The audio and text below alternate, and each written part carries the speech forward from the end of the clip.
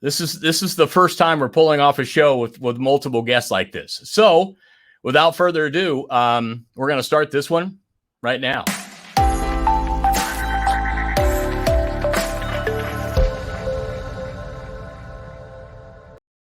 All right, everyone. Thanks so much for joining us. It is live at 5, and I do this each and every Friday. This is how we wind down the week. It's 5 o'clock somewhere, they say, and it is on the East Coast. So the rest of you are probably at work right now, and we'll hope you'll join us a little bit later on. All right, I'm going to do a very short intro on this one because I'm going to bring in my guests on this one. As I like to try to do on this, I try to bring some guests from the various markets, the various memories that I have from the past, because they're much more compelling people than I was. But in 1987, it was a turnaround year for me because I did an internship at WTHR Channel 13 in downtown Indianapolis during that summer. And it was an incredible summer. I got to work the Pan Am Games. I got to work with some truly great people. And I figured out this must be what I'm doing here as I finished up at Anderson University and went on to a career. But other than a couple of guys that really influenced me at Channel 13, I got a chance to meet some other guys at the other stations. And then into the 90s, as I was in Evansville and Lexington, Kentucky, I was still covering the Indianapolis 500 and NBA games and NFL. And so I ended up running into more and more guys. And it's one of the most unique, I think, complete sports cities. And it had some of the most interesting sports figures as well. You just can't believe the amount of teams and personalities. And I will tell you, it'll be a separate category when we discuss Bob Knight, because we all have Bob Knight stories, including myself, as I saw him later on in his career. One of my guests, he might be able to hear me. His device is not connected yet, but I'm going to go ahead and bring the other guys in as well. One of the guys that I first interned with at Channel 13 that made sure I was pointed in the right direction, I welcome in Darrel Burnett. Darrel joining me from Wisconsin. Right, Darrel? That's right. Green Bay, Wisconsin, Dave. And, thinking back to your days in 1987 and hearing you describe it, I have to tell you, and I mean this sincerely, the first day I met you, I knew you had what it took. And it was up to us and my colleagues to make sure that you were on that right path. And clearly you took it and ran with it. So congratulations on a great career. Well, and your colleague, thank you, Darrel. I learned so much from you. Your colleague, Lee Owens, is going to join us here, but I don't think his device is quite connected yet. The next fellow I listened to many times on the radio on the famous Bob and Tom show, and then he went on to do many things, including be over at Wish TV as a sports director there. I welcome in Mark Patrick. Mark, how you doing? Well, I'm a little jealous. Are you talking about Darrel's backdrop? Mm-hmm. Yeah. It's obvious that he's in Wisconsin, and he must be at the greatest spectacle in Racine. Mark, it's so nice to see you, my friend. I missed talking to you so many times over the years. But, yes, I'm sitting with Mark Dismore's 2001 Delara chassis that started the race on the inside of row 2 and was just 1 mile per hour off the pole. But these days, it's going a little slower. You should tell everybody what you're doing now, Darrel, so they understand your setting. Yeah, I was just gonna get to that as well. Well, I'm living the dream, Mark. And Dave, thank you for asking. I'm actually executive director at the Automobile Gallery and Event Center in Green Bay. And this is just one of the 130 plus vehicles we have spanning 113 years. So at this stage of my career, it was just a blessing. There's no other way to describe it. And even on the worst day, it's hard to beat the view. Yeah, and I want to bring in our another guy who is connected. Lee isn't quite connected yet, but he's around cars all the time as well now. Scott Hoke is joining us, who spent many years at Channel 6 as well. Scott, thanks for joining us. Hey, guys. Thanks for having me, Dave. And Mark, I'm sure you probably feel a little bit better about your backdrop because I have none. Yeah, I appreciate that. You had a great one. And then you said, I want to make him feel better. Actually, I did. But the story behind this is that this is the very last anything that I'm going to do in my current residence because I got to be out of here by tomorrow. I'm moving. So wow. My room is literally bare. And you just put your house on the market at 8 o'clock this morning. Pretty much, yeah. And it sold at 8:01. No, I'm kidding. That's where things are going. It is. And A lot of homes are selling before they hit the market. Yeah. Crazy. Scott, what are you doing now? Tell us what you're doing now. Well, I'm moving. No, Well, I know you still use that massive voice of yours as well. Well, thank you, Dave. And I will echo what Darrel said before I tell you what I'm doing. I remember when I first met you, I too was like, man, this kid is sharp and he's going to go far. And you mentioned Lexington and some other places close by. And once you moved away from Indianapolis, it was like, there's that kid again. There's Dave. He keeps coming back. And I just love that city. Yeah, you're absolutely right, as we all do. But right now, actually, I'm in my 14th year as the host of the Mecum Collector Car Auctions on NBCSN. It's a great show. We love doing it. It's like Darrel says, he's got a great job doing what he does. I've got a great job doing what I do, and we're both around cars a lot.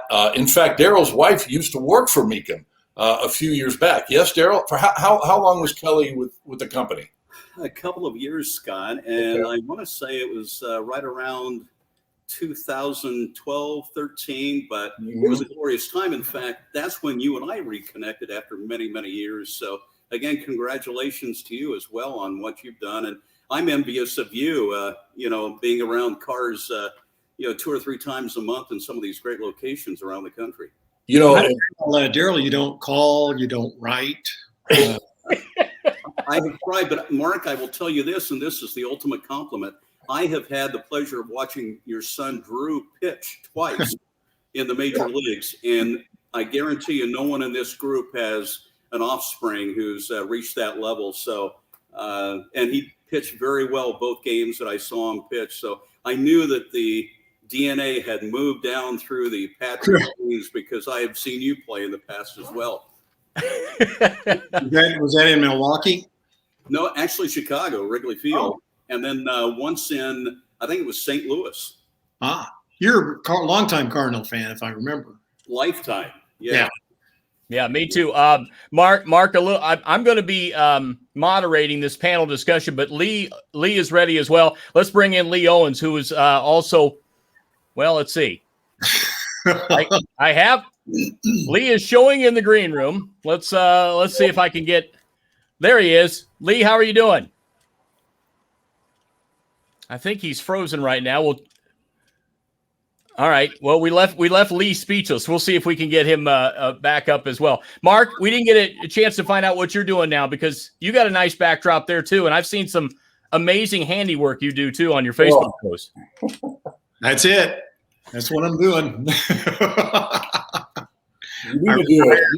retired almost 10 years ago. 10? Yeah. My goodness, time has flown. There's Lee. There he is. Lee, can you hear us? All right. Lee is on a little bit of a delay there, I think. Lee, can you hear us? He's frozen again. Yep. We'll have to see if he can work that out. Gentlemen, I mean, this is a unique thing. To get a chance to talk to you guys, bring you guys together, because as you just said, you guys haven't kept up with each other, have you? Well, Scott and I have talked on occasion. We text each other once in a while, but I had no idea where Darrel was till I looked him up, because last time I said goodbye to Darrel, literally was in the Bob and Tom studio when he was on his way to NBC. Well, actually, that's not correct, Mark, because you had me on as a guest while I was in New York one time, I think in 91, but it's been a very, very long time. But I remember that day very well in the Bob and Tom studio. And, for the viewers and listeners who don't know, Mark, how many voices and how much of that show did you provide? You were a critical component to their success and also their syndication. Nah. Here, I give you the big build up, and I appreciate that, but they're pretty good. Bob is now retired, and the show goes on. So, that made me. It gave me a voice that I never had before. So, and more important, an audience. it's funny how you can do a lot of things, but if the tree falls in the woods and nobody's listening to your frequency, no chance. So I recognize that for what it is. Lee, can you hear us? I think we're getting closer to Lee being able to hear us. It is all right. He typed in his name, so that's a good start. Lee, can you hear us? I'm here. I can hear you. Okay, we hear you now. I can hear you. We can hear you. Yes. I think he let Hunter do his setup. Okay. Yeah, I can hear you. Okay, I'm sorry. great. Okay. Lee, tell us what you're up to now. Well, right now I'm doing the one thing that we all, when we're doing sports, that we would hate to do, and that's sales. Sales. I'm doing.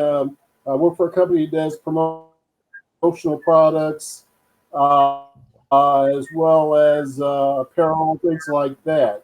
Swag, and it's been interesting. It's been fun, except when COVID came in, and like an old home week, I missed you guys a lot.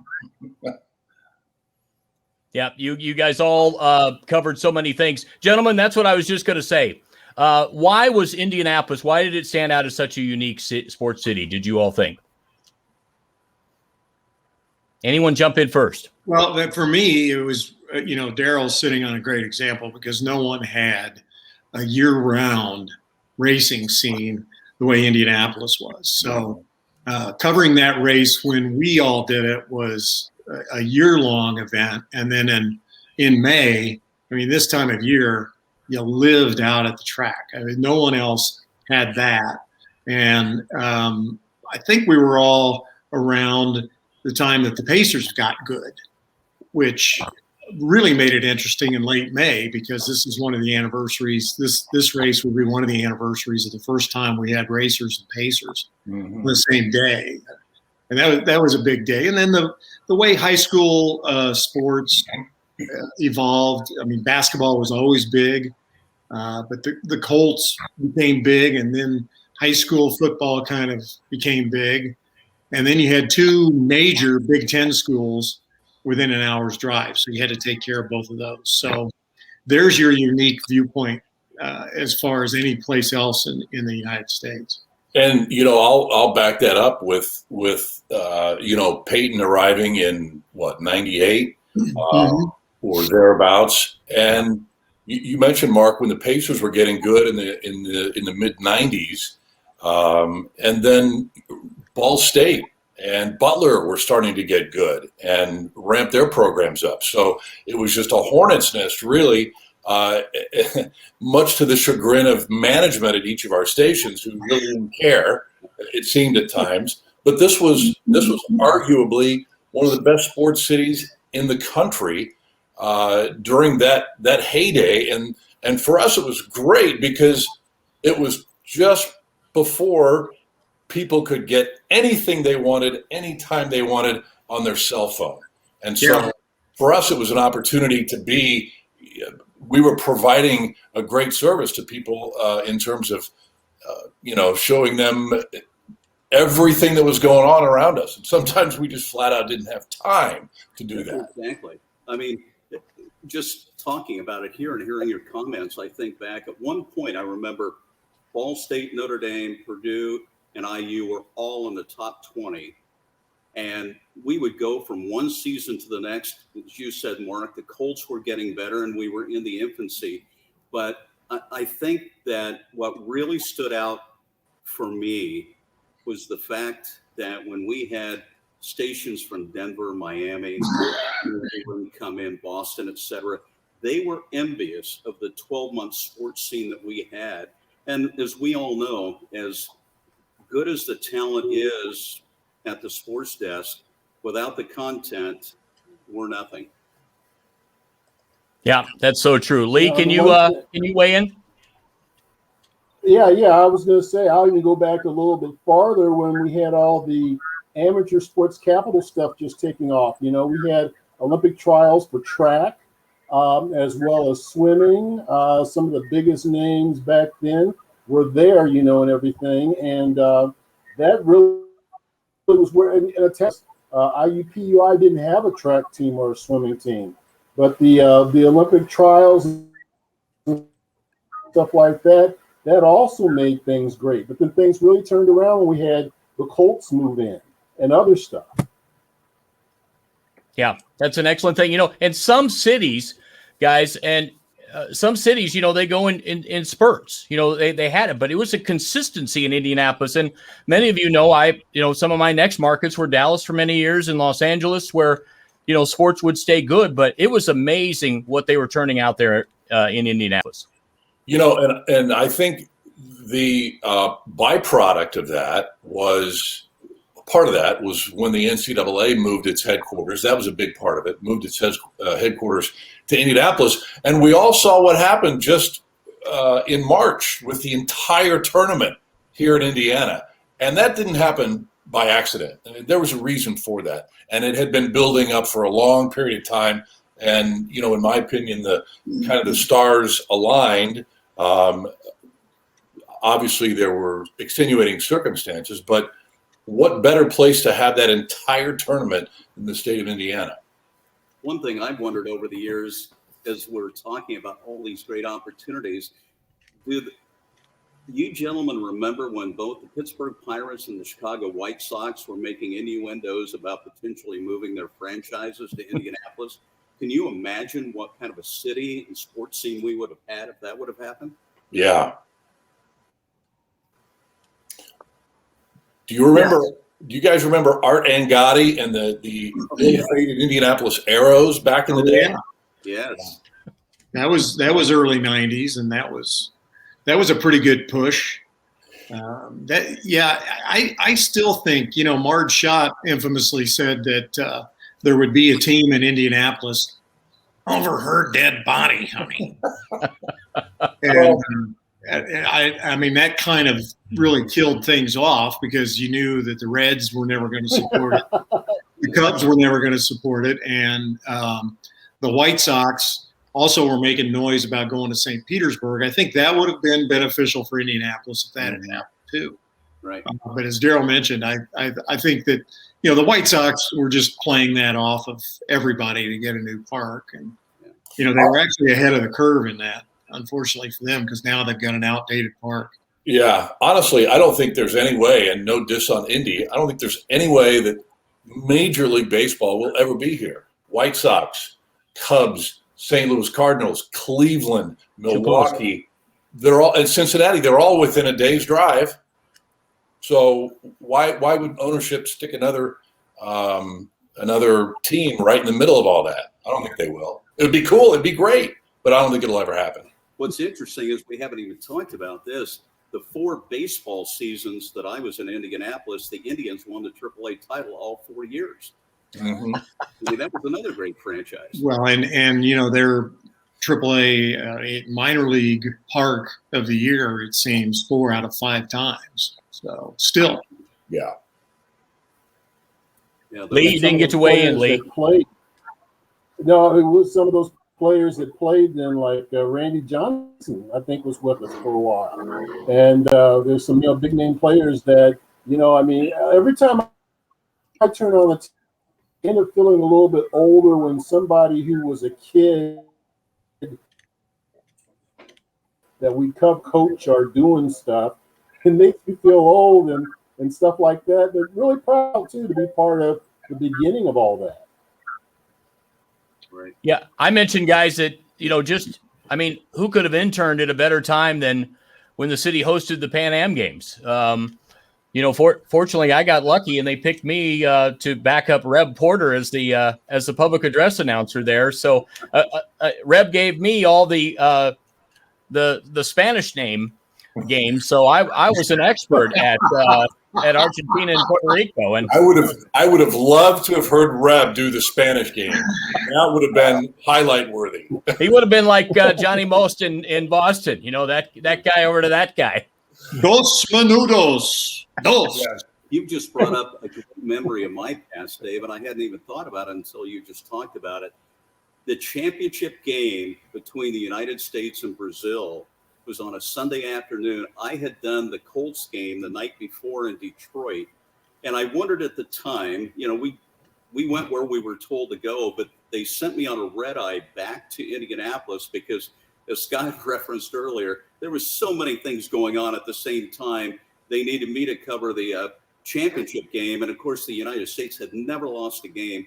And I remember distinctly David Robinson posing for pictures and signing autographs at halftime because the U.S. was up by such a large margin. And then Oscar Schmidt just came out and lit it up in the second half. And, for many, many years, that was the only time the United States had ever been beaten outside of the controversial Olympic game, with Doug Collins and the USSR. So what I thought was going to be a mundane assignment ended up being one of the great highlights of my career, being able to sit and watch such a show in the second half. Guys, I want to, we're far enough into this show that I've been saving the one group of stories here. When I say Bob Knight, what kind of examples and stories do you all have personally of covering Coach? I'm not familiar. Dave, you knew that was going to be familiar. You got me, MPOS. You with me on this, Lee? I don't. Dave, I'm not sure the has run out yet on Bob's reach, so I have to be careful.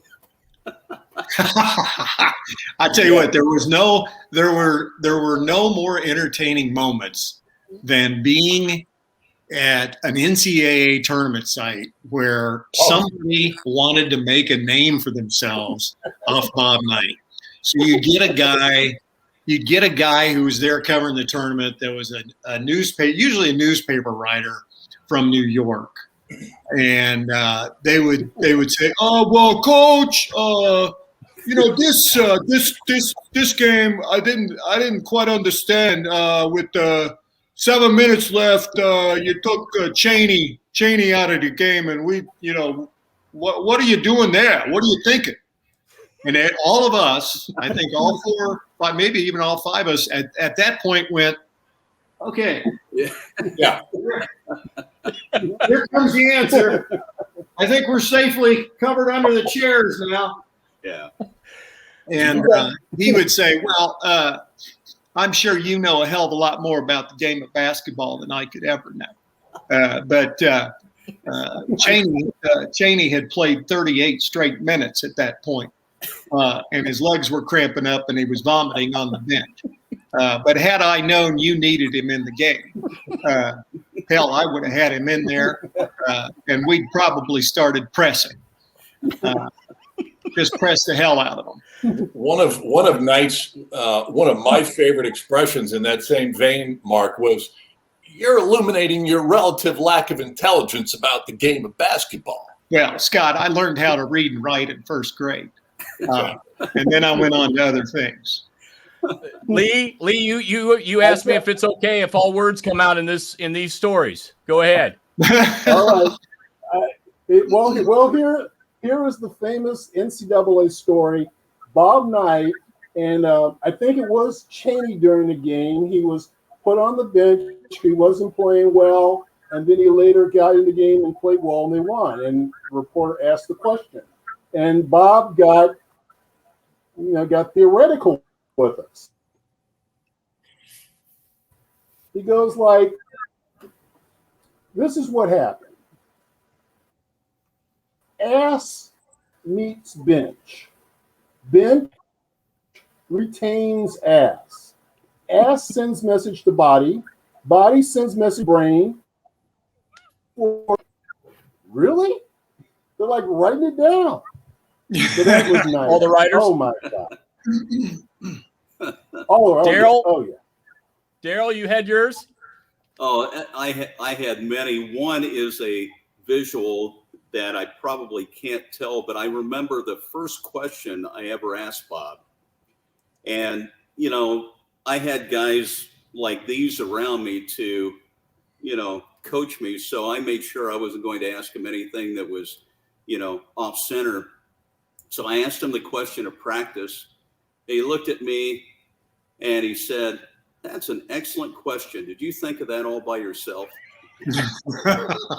And then he proceeded to give me a very good answer, but he had to let me know who was boss right away. And the other one that I would share with you, and I have told this story so many times at speeches over the years, and one gentleman in particular, Mike Breen, who's the voice of NBA basketball on ABC, is a good friend. And Mike makes me tell this story every single time I talk to him. But I won't even embarrass the gentleman by saying this, but as you all know, Bob had to be notified days before, in most cases, to be able to do an interview. So we had arranged to do it as the football team was preparing to go to a bowl game. And, you know, the PR director at the time said, no problem, be here at an appointed time. So we go into a dimly lit assembly hall. And the next thing I hear is Bob's voice ricocheting around all four corners of Assembly Hall. The PR director, whom we all know his name, had forgotten to tell Bob that we were coming for the interview. Along with us was a young, and I emphasize young, sports reporter from South Bend. So before the interview, I had coached him and said, there are two things you don't do with Bob Knight. I said, number one, you don't phrase a question in the form of a statement. And number two, you don't give him your opinion. Stay away from those two things and you'll be fine. So as you can imagine, Bob is on fire, smoke coming out of the nostrils. He comes around the corner, he shoves his finger at me and he goes, when did you call? And I said, 2 weeks ago or whatever. And he looks at the other kid and he goes, when did you call? And the kid says, 10 days ago. Now he's flustered. He's never met Bob in his life. And Bob looks at him and he goes, you first. And they sit down, and as you know, Bob puts on the lavalier mic, and you know, you've got to have the lights on and the camera rolling. And the first thing out of this young guy's mouth is, Coach, you got a tough game with Louisville coming up. I literally turned to my videographer, Steve Starnes, and I said, the show is about to begin. And I kid you not, I'm trying to give you the visual now. They're both sitting in chairs, and Bob proceeds to not say a word, but he moves closer and closer and closer to this kid until his nose is about a half inch away. And the kid is just all over himself, perspiring and everything else. Bob, beautifully, and Mark, you can probably imitate, leans back in his chair, takes off the lob, and he goes, well, there you've got some good stuff to take back to South Bend, don't you? Oh, my goodness. Hey, you know what? Now, I wouldn't be a former reporter if I hadn't done a little research. Hoke, you got him on day one, right? Wasn't that your day one assignment? My very first day as an intern, not a paid employee. Thanks, Darrel and Lee, not for sending me out there then. My first day as an intern. What year, Scott? 1986, summer of 86. And actually, I had shown up to Channel 6 all excited at my internship. I went to Butler. Go Bulldogs. There you go. So I show up on day one, and, you know, I'm nervous. I'm 20 years old or whatever, and I roll into Ed's office, and I said, hi, Ed, nice to meet you. You know, what's my schedule going to be? And he goes, Scotty, what are you doing this afternoon? And I said, I don't know. What do you need? He goes, why don't you go out and interview Bob Knight? He's at his golf tournament over on the east side of Maple Creek. I said, okay, cool. And so I did. I went out, and that was my first day as an intern. Hey, it all got easier after that, right? You talk about the fly hitting the windshield at 100 miles an hour. Wow. I can remember that because I was working in the promotion department when Hokie was an intern at Channel 6. Oh, yeah. And I don't think our paths crossed very often. No, we were talking ahead, man. Yeah. Now, hey, look, I tried, and that man is an elusive man. I think he checks his Facebook about once every other year. So I had no chance of actually getting him to confirm that he would be on. So, Dave, where is Ed, or where was the last place that you knew he was located? Texas. He was working down in Texas, and I have not. Waco? Yeah, Yes. yeah. He was there for a couple of years, and Still lives there. Still lives there. He pointed me away. Back in the day to the weekend sports job there at 6. I think maybe it was after you, Hoke. I don't know. I don't remember the year, but he said you don't want to be in this business or something like that. And I think the next guy that came in stayed like 22 years. First, Dave. That's Dave First. First. He took over me from my job when I got fired, and Dave just retired and moved on last year, and I was with IndyCar. Yeah, so I don't take much career advice. What's You that? got fired? No. Yes. Why? Yeah. The typical answer in television, we're moving in a different direction. Yeah, Wow. that's not right. Yeah. Now I wanted to tell you guys my story because, as you guys all well know, I got the last 4 or 5 seasons calling play-by-play for Coach, and you'll appreciate this one. But he mellowed in the latter days, and long after the game, we would get him to go to Hooters in Lubbock, Texas. And he put on the fishing hat, and he'd come in and have a fish sandwich, with us. And the very last game, he said, "Dave, would you go down and knock on the officials' door?" He goes, "See if they want to go out to Hooters with us." And so this I did not know was going to be the next day when he retired, but I knew something was up because he didn't often ask to go out and share some fun stories. But the one night he's coming over to Hooters, and he's about ready to pull up in the parking lot, and Tim Knight, Pat Knight, and myself were in there. And that night on ESPN, which is on every single TV in Hooters, decides it's the night to show the chair throwing incident on every single TV. So the 3 of us plus the sports information guy are on every chair trying to turn the channel. So it was the only night in Hooters that there wasn't sports on, and Coach had no idea when he came in. we had properly edited so that he wouldn't have to see that again. Dave, you just bring up a good point. I know you guys have seen the same thing. Every time a network sports person or network reporter came into the market, invariably they would ask Bob about the chair throwing incident. And we all knew if there was one thing you don't talk about, it's the chair throwing incident. And then, of course, things would erupt from there, and they would go back to D.C. or New York or wherever they were from.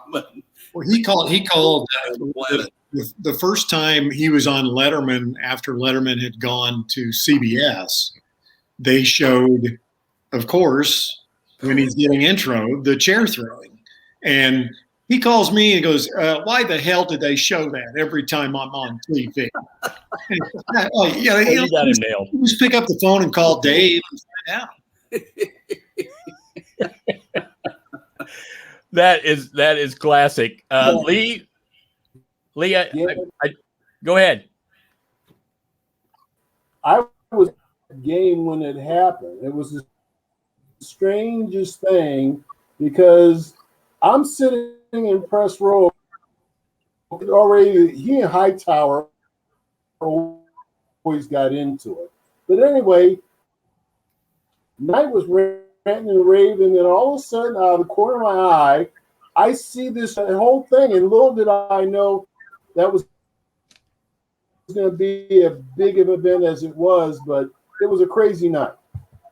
So you didn't know at the time, guys. I mean, I think it was just run-of-the-mill latest thing when it happened. I mean, I don't think anybody around Indiana that had seen him in any setting thought it was that big of a deal. Yeah. You guys had so many interesting personalities, guys. Who was the next most interesting personality to you that you covered? Jim Moore was pretty good. Ron Meyer had his share of isms. Ron Meyer was excellent. That was very good. You know, as far as interesting and not effective, Dick Versace was, you know, just looking at his hair and trying to figure that out made for a great interview. I got a quick Ron Meyer story. We were up at Colts training camp in Anderson one year, and the Colts had just released somebody. I don't remember who it was. And back in those days, it was easy to forget who it was.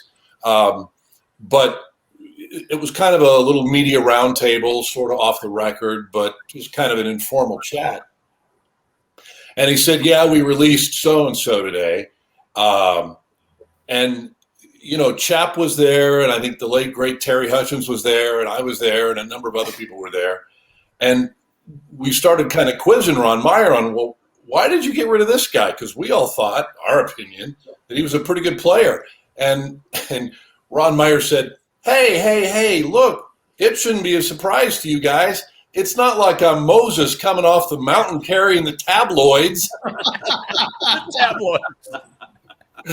That's exactly what he said, verbatim. It was hilarious. He was an amazing guy. If you remember, he used to carry around a roll of bills, and he had at least one $100 bill on the outside, and you knew he was serious when he came to the complex in a three-piece suit.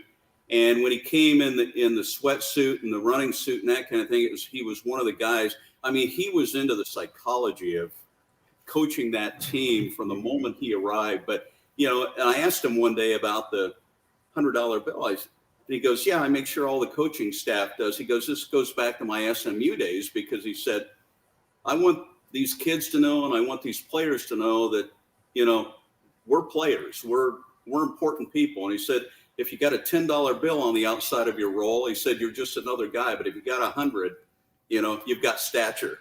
And I've never forgotten that. That's classic.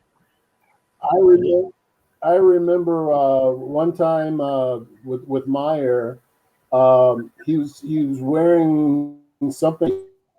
The group, Run DMC. Ron Meyer didn't know what Run DMC was. Something like that. It was something like that he said was just kind of. It was Run DMC, and I didn't catch what you said there, Lee. What he thought it was. Derek, my child, I think. Derek. You guys did. Who didn't you mention? Scott, did you throw in yours? You said Ron, right? Oh, I mean, yeah. You guys had Reggie Miller. Oh, well, you know, I mean, the guys that you didn't. Just to stay along the coaching lines, I loved Larry Brown. I'm sure. Yes, a great one. You know, about 2 days before he was hired, somebody I think had it in the paper that Larry Brown was a candidate for the Pacers job, and at that time I had not heard his name at all, and so I went on the air that night on Channel 8 and I said, you know, Larry Brown is about as likely to take this job as James Brown, and so then sure enough, 2 days later he gets hired, and I'm like, oh man, and that night my phone rang. And it was like 11 o'clock. It was because I was getting ready to go on. And, you know, I just answered the phone. And, you know, before caller ID, had never had any idea who it was. I just said, sports, is this Mock? Said, yeah, because this is James Brown. That was the first time I ever talked to him. And so I said, yeah, I think I'm going to like this guy. That's pretty good. That's really good. You know, you guys had left the market by that time. Of the coaches who followed, and you know, I always thought, because I had actually been around Versace back at his Bradley days, and so I knew that we were in for a show when he came to Indianapolis, and I just loved being around the guy. And I think we all know that, you know, he was just full of stories. Maybe some of them were even true, but my favorite Dick Versace story was this one, and maybe you remember this game. They're playing the Bullets out in Landover, and Wes Unseld is the coach of the bullets at that time. And, you know, Wes is 6'8", by then about 350. And right before halftime, Wes calls a timeout. Well, Versace just erupts. And he goes, gets in his face, and he goes, "What are you doing? Get it to halftime." You know, it was like a nothing timeout. Well, they're going nose to nose or nose to chest, you know. And so after the game, I said, "What were you thinking when?" And he looked at me in all seriousness. He said, "Darrel," he said, "it's true." He said, "If Wes and I would have gotten into it, he would have beaten me, and he would have beaten me bad. But you know what? What Wes Unseld didn't know was that he would have had to have killed me." And that was Dick Versace. You know, he wouldn't back down from anybody. No, you know what, guys, when I thought of this, I just thought of the amazing sports stories, the amazing sports city that it is. I got a couple comments here. Chris Mikoski, who I worked with down in Texas, he said Darrel's setup is cooler than yours. Yeah, Darrel is going to win the door prize that I don't even know what the door prize is, but he'll win that one. Another former colleague, Darrel, you know this guy, Rick Notter, says hello to all you guys. Rick was there, started inside Indiana there, the Hoosiers. Rick's a great guy, and he knew me when I wore much younger clothes. Rick, I worked with Rick down at WFIE in Evansville, my first market, and Rick was the only anchor I knew that did all the segments by himself on a weekend one time. Wow. He did news, weather, and sports. I held the elevator door for Rick twice, and he's obviously forgotten that. So unbelievable. He remembers you. Mark, I remember listening so many times. What an institution that you worked with there. I mean, who doesn't know the Bob and Tom show, but we knew it as a local show back then, way before syndication. When people would come up to you, what was the most often asked voice that they wanted you to do? What character? Man, I don't know.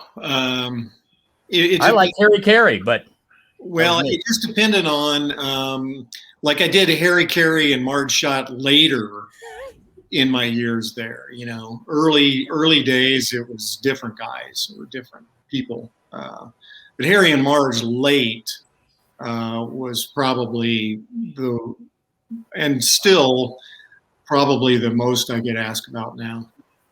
Mark, no. I'm not trying to put you on a spot, but I believe you actually did Keith Jackson for Keith Jackson. Did you not at one point? Oh, yeah. That was yeah. Thanks for bringing that up, Darrel. I don't know the story. I just remember that you had the opportunity to do that. It had to be a great opportunity, wasn't it? Well, Dick Vitale and Keith Jackson were in town for ABC at the time to do what was then a great event. It was Indiana, Kentucky, Louisville, and maybe Purdue. But obviously IU would never play Purdue. Yeah, but Purdue. It was like AFNB sponsored it, I want to say, and it was at the then Hoosier Dome. It was a great. They get 40,000 people in there for a doubleheader, and it was awesome. So Dick Vitale, Notre Dame. Wasn't it Notre Dame? Might have been, Scott. I can't remember. I think you might be right. But Dick comes on with us on Bob and Tom on that Friday morning. The game was going to be on Saturday. And so, you know, I was doing Keith Jackson with Dick in there, and he goes, "Hey, baby, you got to do that for Keith. You got to do that for Keith. Come on." He goes, "Meet me at the Canterbury at 11 o'clock. We're going to a promotion meeting. I'll have Keith come down to the lobby, baby." So I said, okay. So Dick and I go down to the Canterbury, and we're standing in the lobby. And Dick goes, "Hey, there you are, baby. Hey, come here, Keith. And Keith Jackson is, I'll never forget, sitting there in a trench coat. And it was December. So he looked as disinterested as possible. He was watching a train on the display they had going around the Christmas tree. He's just watching. He's looking at that. And Dick is, Dick Vitale's 1,000,000% on as always. He goes, come here, Keith, come here. I want you to meet this guy. This is unbelievable. He goes, and he literally comes over and says nothing and just looks at me. And Dick goes, do your Keith, do your Keith. So I said, hello again, everybody. I'm Keith Jackson. Which one was it? First one, I'm Dick Vitale, you better believe it. Oh, it's going to be a grinder tomorrow. You get the big old horses in there, Mr. Bob Buck. It's going to be rambling and booming and booming and rumbling and stumbling and go those horses. And I mean, he didn't even breathe while I was doing this. He's just looking at me. And Keith, of course, Dick is going, oh, isn't that great, Keith? Isn't that unbelievable? That's the craziest thing I've ever heard. And he just looks at Dick. And then he looks back at me and he goes, for a guy that says he sounds like Keith Jackson, he doesn't sound very much like Keith Jackson. And that was it. That was a resume moment right there, Mark. Yeah. You got the raving endorsement from Keith Jackson. Pretty proud. Had the old floppy sweat going on, you know. And, hey, you ready to go over there and see what they got for us? I'll tell you, I put that in my book, baby. And they're, those two, Keith is still not saying anything, just both hands in his trench coat, just walking across the street. Looked over at Chick. I said, well, I think we're done here. Oh, I'm sure Chick loved that one. Oh, I never had the opportunity to meet the man. Do you think you were just catching him on an off day? Or No. No, From that what was I heard, no. that was him, huh? Yeah. Wow. No. Too bad. Because you were spot on with so many of the impressions. It's I've always wondered, did you feel that television constricted you when you went to Channel 8, or did it open up doors for you because you then had the visuals to go with the voices? I thought it limited it in a way, because what people end up doing is looking at your face and going, it doesn't look like Keith Jackson there. So if I were doing a voice on Channel 8, I usually was doing it over video. Yeah. And then something else was there, and then people could more, they would imagine what that face was that went with the voice more so than looking at it. Guys, we have before we wrap up, this has been a really fun show, but we had a question from one of our regular weekly. Beth wants to know, for all those watching out there, how did you guys find your way into the sports media world in terms of colleges and the specific broadcast program? Because we've got a lot of parents out there that watch this as well. Who wants to jump in first? Lee, where did you learn the trade? I went to a technical high school in Des Moines, Iowa, and I took a broadcasting course there, and I got a internship at Des Moines show. And when I was graduating from high school, they offered me a part-time job while I went to school at Iowa State. And it was just serendipity. I spent 4 years at Iowa State. I was working part-time in the business, and I got my first job in Indianapolis, Indiana. So very blessed, very fortunate, but a good school. All of us have our favorites, but I would say a good school like Iowa State, where you can get a good broadcast education from instructors who have been in the business. That is the key.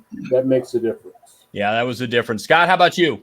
Well, very similar to Lee, actually. I was a sophomore at Ben Davis High School here in Indy, and totally lost as a 16-year-old, I guess. And my guidance counselor said, hey, her name is Rosie Leedy. She said, hey, you need an elective. And I said, okay. She said, you've got a nice voice. Why don't you try this radio class? And I said, okay.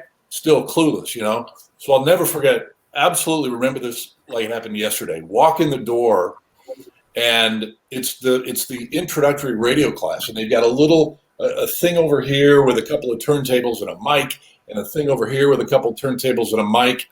And I just thought it was like Tim Robbins in Shawshank Redemption, just going, this is cool. And I worked at the high school radio station, WBDG, did all sports, and worked with Kevin Gregory, who is still the meteorologist at Channel 6, and then was hired 2 weeks after I graduated high school at the old WIRE. Back in those days, I was one of 12 news people at the radio station, which is unheard of anymore. No one has that. And then, nobody has that. Very few stations had it, even back then. And then I went to WFMS and then did my internship. And oddly enough, Mark, when you were in promotion at Channel 6 and I was interning at Channel 6, I was also the booth announcer at Channel 4. So, yes, I remember that because I was doing, eventually I was doing, a couple of years later, a late night movie show on Channel 4, and you were the, hey, here's Mark Pumphrey. Yeah, exactly. See, look at the tie-ins. Mark, what about schooling for you? I didn't go to college. I went to Ball State. But when I was 14, I was a bat boy for the Indianapolis Indians. And there was a new station that went on the air, WNTS, News Talk Sports, owned by Jeff Smulyan. And it had, I think it was a 50-watt station, huge, flamethrower. And David Letterman was doing middays. And I would call him and do Nixon, Dick Nixon. And it would just lay there, But I thought Letterman was amazing. And then he would come out to the Indians game and, after his show, and he would come out and he'd just be sitting there. He'd come a lot by himself. So, I felt it was very important to let him know that was me that was on his show. And he would just give it the, oh, is that right? Kind of like Keith Jackson did, right? Yeah, everybody's impressed. Everybody's impressed by my work. They just can't get enough of you. And you know what? That Ball State one made sense because when I went to Anderson, which was college until my last year was changed to university, but we thought that was our library over at Ball State because no one was attending no one was using the library over at Ball State. So we just went over there and used it. It's just kind of a high school with ashtrays. But so Darrel, how about you and your background, schooling? Dave, I think you see a theme here that right place, right time, right breaks. That was the case for me too. I grew up in a small town in Illinois of 600 people, and LA and New York were about as close as the moon where I grew up, and from the age of 7, all I wanted to do was be in broadcasting. And I started working in high school in the Explorer Scout program at the mighty WBYS in Canton, Illinois. The signal barely got to the city limits, but that was the hook that told me, well, maybe there's something here. And went to the University of Illinois Springfield, where they had a 50,000 watt radio station. And I thought, gee, the big rocker in town must have really great studios if we have a 50,000 watt station here. And I got my first commercial job and I found out what it was really like. And I thought, I want to go back to college where we actually had equipment. But, it just snowballed from there. And really the big break after University of Illinois Springfield was I got a job in Rockford, Illinois, and did the Chicago Bears Today show. About the time a guy by the name you might have heard of called Peyton showed up. And the rest, just snowballed as it did for all the gentlemen on the panel here. No, that's fantastic. And you guys are still doing great work. Darrel, how do we stop there and visit up there? And what do we find at the museum? Well, anytime you guys show up, lunch, breakfast, and dinner on me, maybe even hotel. We entertain visitors from all over the United States. We have about 20,000 people a year come through, but no one more special than you guys. I can't tell you what it's been like for me to just reconnect today, and I'm really excited about staying in touch. But we're open 7 days a week, and would love to have you come up to Green Bay. We're about 8 minutes from Lambeau Field. So it's just, again, a true blessing for me at this stage of my life and career that anyone still wants me. Well, you got Darrel brought up an interesting point just to go back to the broadcast advice. One, I came out off my 40-year career with two things. Free food tastes better, and you look better in free clothes. Mhm. So, You know, and Beth, I'll- I hope that helps all the students out there. I think it will. I will add to that. I remember having interns. You obviously interned at another station, Dave, but we had a number of interns at our place, and I've told the story 100 times if I've told it once, but along the same lines of what Mark said. I don't care. I don't care if you know how to write. I don't care if you know how to edit. I don't care if you are the best interviewer on the planet, if you played the game, whatever. Your goal in this job is to get as much free stuff as you can.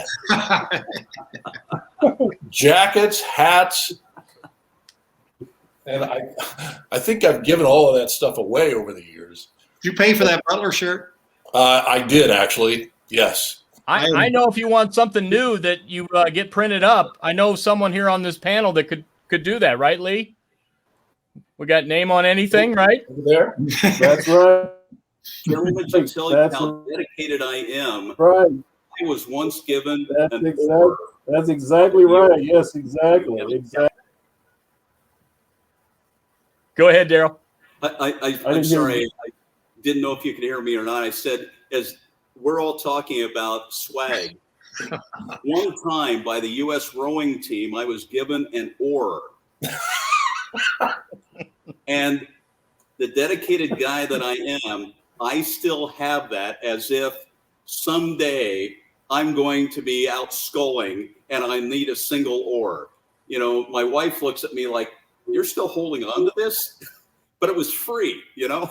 If they ever have a circle race, I think you'll win.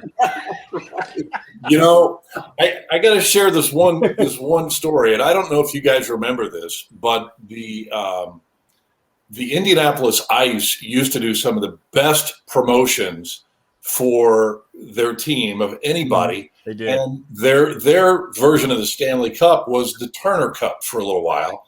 And I think they were in the International Hockey League maybe at the time. Anyway, I don't remember who the PR guy was, but Ray Compton put all that together. It was Ray and his team, and I'm not sure if it was Ray's idea or Brad. It probably was. Okay. Anyway, whatever it was, they actually sent out to everyone. The ice colors were silver and black at the time. They sent out to everyone a brassiere, and they called it the Turner Cup, the Kathleen Turner Cup, something like that. And they said, "Here, guys, come and cover our hockey games." And that was one of many, many things that they did that really got your attention. They were really, really effective at, saying, "Hey, here we are. Give us a little bit of time on your air." Scott, Guys, get you arrested today. Yeah. Exactly. Yeah. 100%. Guys, you were very kind with your time. I hope you had fun. This is what I wanted to do for everybody to wrap up a week, because a lot of times we just lost touch. You all meant a lot to me, and it was fun working around some of the most professional guys that I knew. That ought to be enough for your little show, I hope. Oh, that is classic. He's not coming back. There it is. The classic. Nope. Bob How Knight many hundred times did that happen to Chuck Marlowe? That's how the show would end, with Bob walking off. Yeah, before the end of the show, just out of here. Yep.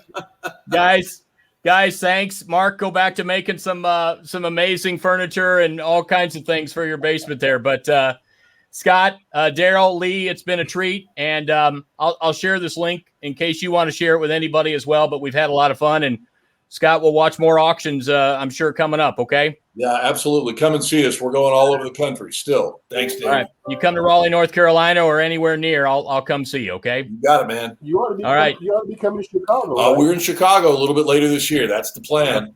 Okay. We got to get you guys in touch with each other. Guys, thanks so much. I'm going to wrap it up here. I'm going to remove you guys. Thanks so much for the show. Mark with the famous exit right there of Coach Bob Knight. Folks, I hope you had a good time. I know some of you are in other areas of the country, and And but a lot of you are from the Indianapolis, Anderson, Illinois, where I grew up area. I hope you had a lot of fun. We do this just to have some fun. I didn't show you my latest purchase. I got some 1990 unopened Topps baseball cards. I just bought a box because you know what? The gum isn't good in it, but the memories are. I don't even care what they're worth. But every so often, it's kind of fun to open one of those when we end the show in future weeks. Hopefully, we'll get someone from the business world, music world, anything coming up on future Live at Fives. Thanks so much for joining me. Oh, and I will tell you about a big ALS event that we're going to have that I'm going to kick off with my walk team. I'll tell you about that coming up next week as well. Thanks so much, everyone. Have a blessed weekend, and be careful wherever you are. Thanks so much.